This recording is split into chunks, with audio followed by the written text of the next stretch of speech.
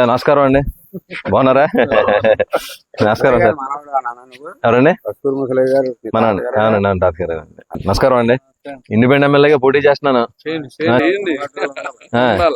మీరు పూజారి ఇక్కడ చేస్తున్నారండి? ఇక్కడ రామాలయం 3 మీరే చేస్తున్నారు. నమస్కారం. మళ్ళీ రోజు వస్తానండి గుళ్ళకి. ఈ నియోజకవర్గ అభ్యర్థిగా ఈ ప్రజలందరూ కూడా అభ్యర్థిస్తారు. ఆ భగవంతుడు నిన్ను గెలిపించాలని సదా ప్రార్థిస్తూ ఉంటాను. Thank you sir. మీ ఆశీర్వాదం అండి. వెళ్ళొచ్చి కలుస్తానండి రోజు.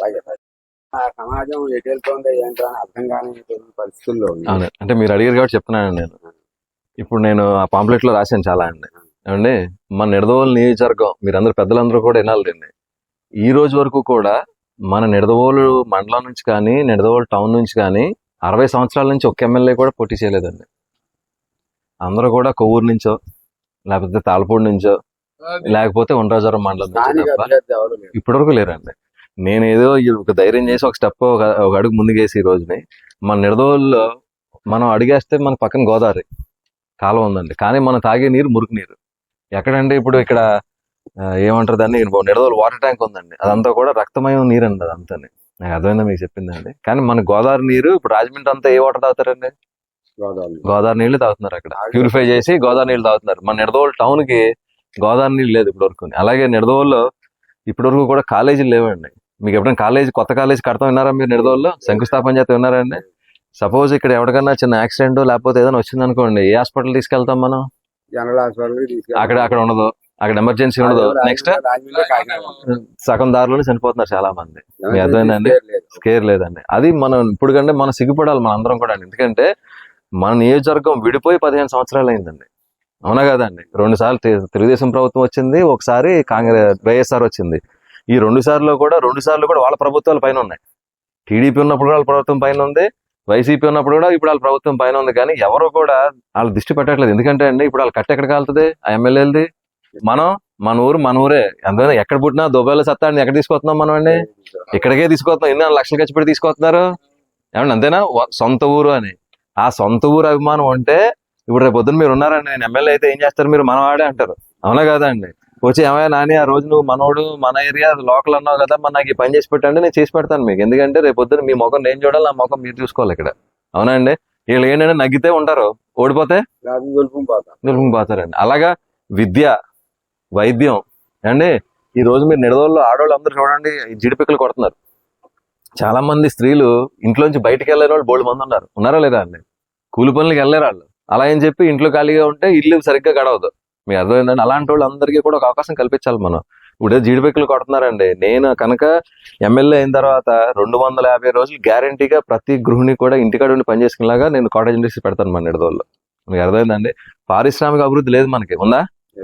ఇప్పుడు స్పోర్ట్స్ కాంప్లెక్స్ ఈయన 15 లక్షలు పెట్టి ఆయన కట్టుకున్నాడు. ఆయన నిడదవోలులో ఎక్కడైనా స్పోర్ట్స్ కాంప్లెక్స్ ఉందండి? పిల్లలు ఆడుకోవడానికి ఏమన్నా స్థలం ఉందా? ఎవరన్నా క్రీడాకారులు అసలు మన నిడదవోలు నుంచి ఒకడైనా పైకి వచ్చాడా? చాలా మంది ఉన్నారు క్రీడాకారులు, కానీ వాళ్ళకి డబ్బులు లేక, సరైన వసతులు లేక, సరైన గుర్తింపు లేక అలాగే పెయింటర్ల కింద ఎలక్ట్రీషియన్ల కింద ఉండిపోతున్నారు అందరూ. స్పోర్ట్స్ ఒక సమస్య అండి. మీకు ఏదన్నా ఇండస్ట్రియల్ కారిడార్ లేదు మనకి, ఇండస్ట్రీస్ లేవు కదండి. మీరు ఏముంది మన నిడదవోలులో ఎవరు వ్యాపారం చేస్తారంటే మా అయితే రైతులు, మీ ఊరు చూస్తే అందరూ సంతలో. ఏమండి? మా ఊరు అన్ని ఊర్లు చూస్తేనేమో పెయింటర్లు, తాపీ మేస్త్రులు, కాపులందరూ తాపీ మేస్త్రులు మా ఊర్లో, లేకపోతే లారీ డ్రైవర్లు. ఎవడైనా కానీ ఒక సరైన ఉద్యోగం ఉందా ఎవరికైనా? సరైన ఫ్యాక్టరీలో కానీ ఏదన్నా తణుకుంది. తణుకంతా కూడా మీకు ఫ్యాక్టరీ పరంగా ఎంత డెవలప్ అయిందండి? తాడేపులగూడు మార్కెట్ పరంగా ఎంత డెవలప్ అయింది? మీ ఊరు నుంచే 10 మంది అక్కడ మార్కెట్కి వెళ్తారు పొద్దున్నే. అలాగా చాలా మంది ఉన్నారండి. అలాగే మన నిడదవోలులో ఇప్పటివరకు ఎందుకు కనబడిపోయిందంటే ఇక్కడ లోకలోడికి ఆ సెంటిమెంట్ ఉండదు కాబట్టి. ఫస్ట్ టైం నేను వచ్చాను, ఇప్పుడు అందరూ ఏమంటారు, నాని ఏదో దురుద్దేశంతో వచ్చాడని ఒకడో, లేకపోతే వైసీపీ వాళ్ళు పంపించాడని ఒకడో, లేకపోతే ఇంకోడని ఒకడు, అంతే తప్ప ఎవరికి జ్ఞానం లేదండి. మీ అర్థం నేను చెప్పిందండి. ప్రజలు కూడా మారాలి. నాలాంటి వాడు ఒకడు ఎదురుకొచ్చి ఇప్పుడు నా సుఖాన్ని, నా ఫెసిలిటీస్ అన్ని వదులుకుని నేను అక్కడికి వచ్చి పోటీ చేస్తున్నాను. ఎందుకంటే ఏదో మా ఊరు, మన ప్రాంతం డెవలప్ అవ్వట్లేదు, మన నిడదవోలు ఎప్పటికీ డెవలప్ అవ్వదని ప్రతి కూడా అంటాడు. అవునా కదండి? మీ చిన్నప్పటి నుంచి అంటున్నారు, మా చిన్నప్పటి నుంచి అదే అంటున్నాం మేము, నిడదవోలు ఎప్పటికీ డెవలప్ అవ్వదని.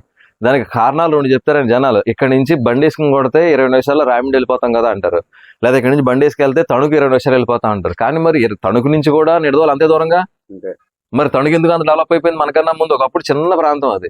దేవరపల్లి మనకన్నా గొప్పగా ఉందండి, నల్లజర్ల మనకన్నా గొప్పగా ఉంది, జంగారెడ్డి కూడా పెద్ద సిటీ అయిపోయింది ఈ రోజుని.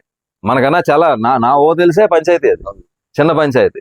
సో మన లోకల్లో మా కుర్రోళ్ళు అందరూ ఉన్నారండి, మా ఈ జనసేన కుర్రోళ్ళు అందరూ, మా ఇక్కడ కానీ మన పక్క ఊళ్ళో అందరూ, అబ్బాయి నాని అన్నయ్య జనసేన పార్టీకి ద్రోహం చేసాడు, అప్పుడు పార్టీలో ఉన్నాడు వెళ్ళిపోయాడు. నాకు అసలు పార్టీలు సంబంధం లేదండి, నాకు నిడదవోలు డెవలప్మెంట్ కావాలి. అప్పుడు కూడా నేను ఎలక్షన్ అలాగే చేశాను. ఏది జనసేన పార్టీలు అప్పుడు తిరిగినప్పుడు కూడా రెడ్ రెవల్యూషన్ అని చెప్పి ఊరూరు తిరిగి ఆ ఊర్లో సమస్యలన్నీ కూడా ఒక ఎర్ర బోర్డు మీద రాసేవాడు నేను, అంతే తప్ప నేను జనపార్టీని తిరగలేదు. సో నేను అందుకనే ఇప్పుడు ఇక్కడ నా కుర్రాలు తిరుగుతున్నారు కదండి, ఇందులో ఒకడే కాపుల కుర్రాడు, మిగతా వాళ్ళందరూ ఎస్సీలు సాయిబులు బీసీలు ఉన్నారు నా వెనకాల. మీకు అర్థమైందండి, నేనేం వాళ్ళని క్యాస్ట్ పరంగా రమలా, నా కార్యక్రమం నచ్చి వెనకాల తిరుగుతున్నారు వాళ్ళు. నచ్చి అవునండి, ఈ రేపు పొద్దున అభివృద్ధి కోసం Exactly. పోయినటువంటి వ్యవస్థను ఎగ్జాక్ట్లీ, సరైనటువంటి మార్గ పదంలో అవునండి, పెట్టడానికి అవునండి. వస్తున్నాయి. కులాలు కూడా నేను కులాలు మతాలు ఏమి చూడట్లేదండి, నాకు ఉన్నది ఒకటే ఒకటి, ఓన్లీ అభివృద్ధి అంతే. ఏమండి మీరు నిజంగా చెప్తున్నాను, ఈ రోజు మన నియోజకవర్గంలో ఎంతో మందికి ఎన్నో బాధలతో ఉంటున్నారు, మీకు అర్థం కావట్లేదు. ఈ రోజు ఒక సూరాపురం వెళ్ళానండి, ఇద్దరు ముసలోళ్ళు ఉన్నారు, ఒకరికి 65 ఆయన 70 సంవత్సరాలు, వాళ్ళకి పెన్షన్ రావట్లేదు.